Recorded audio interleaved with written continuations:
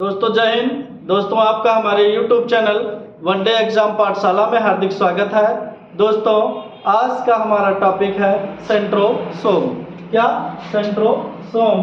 Centrosome की खोज कौन किए थे? सेंट्रोसोम। सेंट्रोसोम की खोज कौन किए थे? तो सेंट्रोसोम की खोज बोवेरी ने की थी। खोजकर्ता कौन थे? बोवेरी थे। सेंट्रोसोम का कार्य क्या है? काम या कार्य क्या है? तो कार्य है कोशिका विभाजन करना। क्या कार्य है? कोशिका विभाजन। कोशिका विभाजन से मतलब क्या होता है? दोस्तों ऐसा नहीं है कि कोशिका को काट करके अलग कर दिया गया, विभाजित कर दिया गया, भाग दे दिया गया।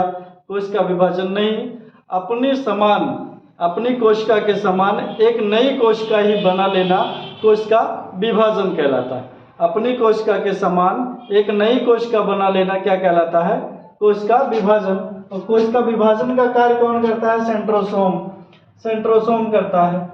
मानव में कोशिका विभाजन तो सेंट्रोसोम करता है, बट पादपों में कोशिका विभाजन का कार्य कौन करता है?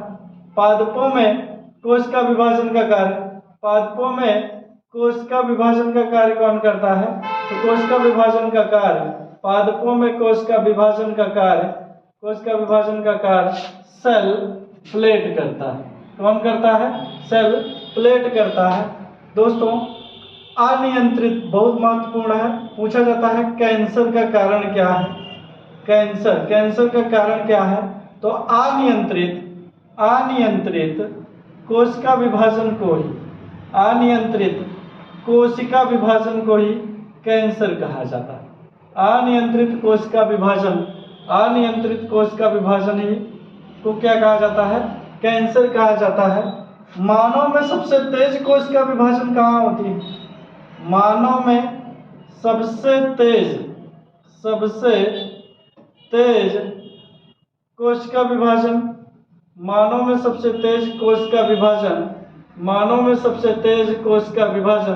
कहाँ होता है? तो लीवर में होता है। कहाँ होता है? लीवर में होता है। कहाँ नहीं होता है? मानव में कोशिका विभाजन नहीं होता। मानव में किस अंग में कोशिका विभाजन नहीं होता? मानव में किस अंग में कोशिका विभाजन नहीं होता? दोस्तों याद रखिएगा, तंत्रिका तंत्र, मस्तिष्क, इसी को क्या कहा जाता है? मस्तिष्क। तंत्रिका तंत्र में कोशिका विभाजन नहीं होता। क्या? तंत्रिका तंत्र में कोशिका विभाजन नहीं होता। मानव के किस अंग में कोशिका विभाजन नहीं होता? तंत्रिका तंत्र में कोशिका विभाजन नहीं होता। दोस्तों कोशिका विभाजन कितने प्रकार से होता है? कोशिका विभाजन नहीं होता। मानव में किस अंग में कोशिका विभाजन नहीं होता? तो तंत्रिका तंत्र में। अब कोशिका विभाजन कितने प्रकार से होता है? कोशिका विभाजन कितने प्रकार से होता है? तो कोशिका विभाजन कितने प्रकार से होता है? तो कोशिका विभाजन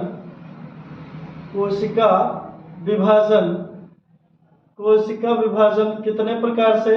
तो दोस्तों 3 प्रकार से होता है। कौन कौन से प्रकार हैं? आसूत्री विभाजन। कौन सा? आसूत्री विभाजन। दूसरा है आसूत्री विभाजन, समसूत्री विभाजन और अर्धसूत्री विभाजन। कौन सा? अर्धसूत्री विभाजन।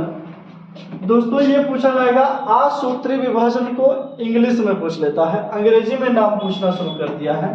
तो आसूत्री विभाजन को अंग्रेजी में आमाइटोसिस कहते हैं। क्या कहते हैं? आमाइटोसिस। समसूत्री को माइटोसिस और अर्धसूत्री को मियोसिस कहा जाता है। क्या कहा जाता है? मियोसिस कहा जाता है।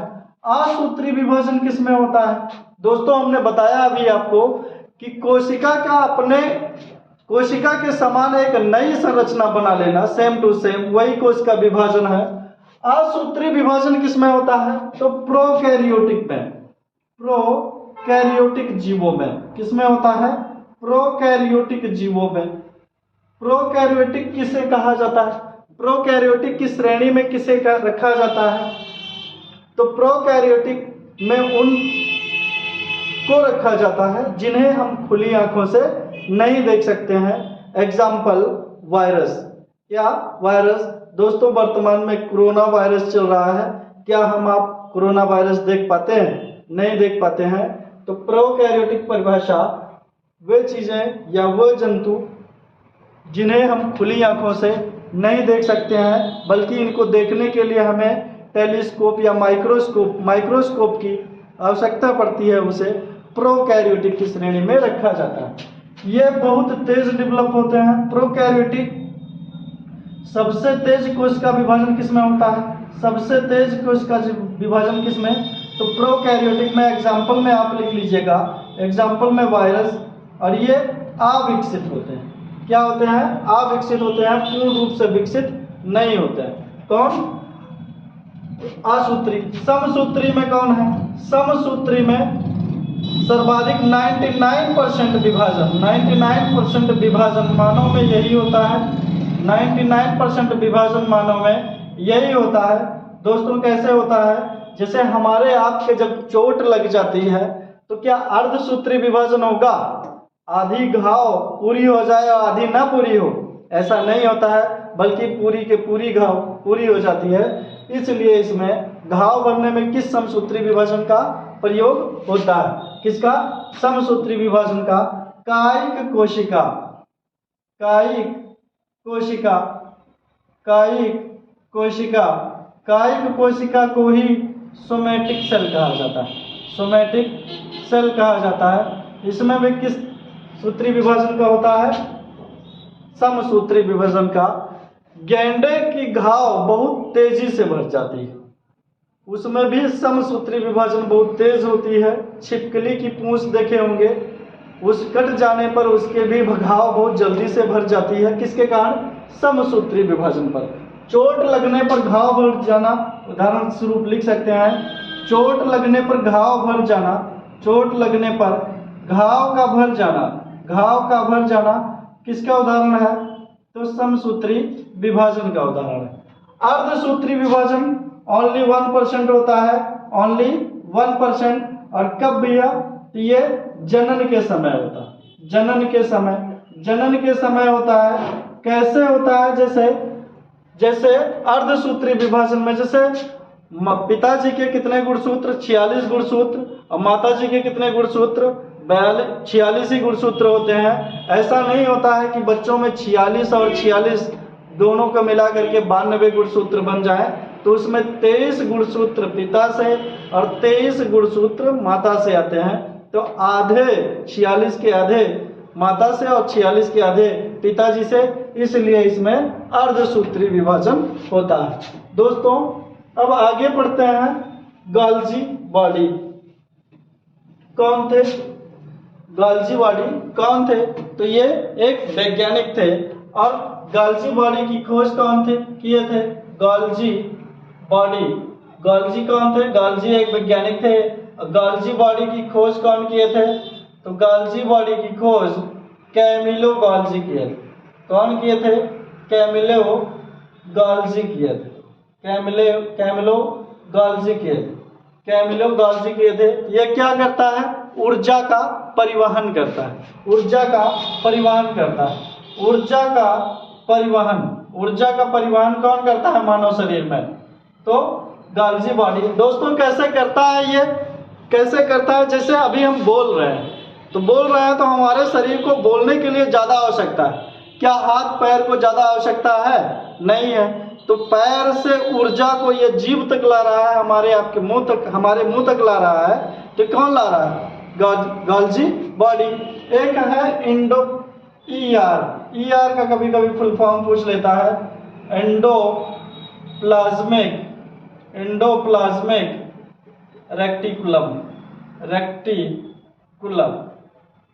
हिंदी में इसी को कहा जाता है अंतःपरद्रव्य जालिका, अंतःपरद्रव्य जलका।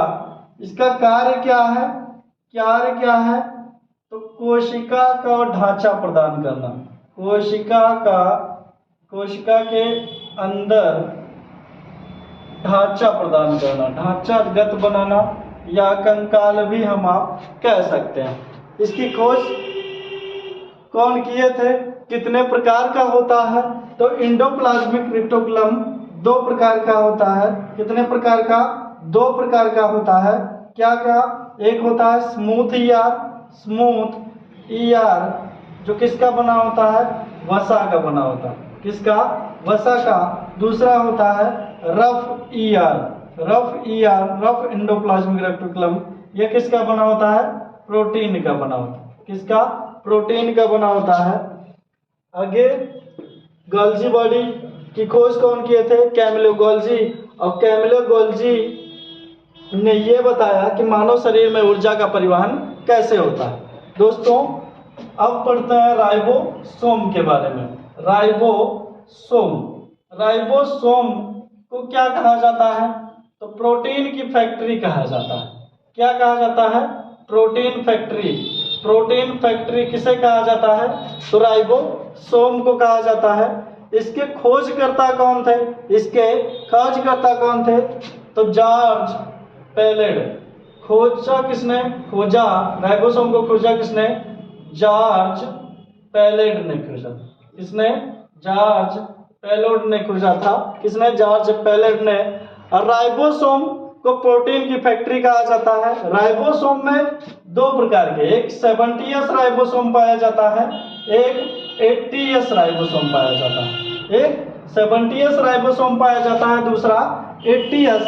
70S को प्रोकैरियोटिक की श्रेणी में रखा जाता है। 70S को प्रोकैरियोटिक की श्रेणी में रखा जाता है। प्रोकैरियोटिक में उनको रखा जाता है जिन्हें हम खुली आंखों से नहीं देख सकते। एग्जाम्पल वायरस लिख सकते हैं। क्या हम वायरस को खुली आंख से देख सकते हैं? नहीं देख सकते हैं। और प्रोकैरियोटिक ये अविकसित होते हैं। क्या होते हैं? अविकसित होते हैं। 80S को यूकैरियोटिक कहा जाता है। और इन्हें हम खुली आंखों से देख सकते हैं और ये पूर्ण विकसित होते हैं। क्या होते हैं? पूर्ण विकसित होते हैं। मानव, जीव जंतु, कुत्ता, बिल्ली, पक्षी, ये सब किस में आएंगे? 80S राइबोसोम की श्रेणी में आते हैं। दोस्तों आज का टॉपिक इतना ही। धन्यवाद।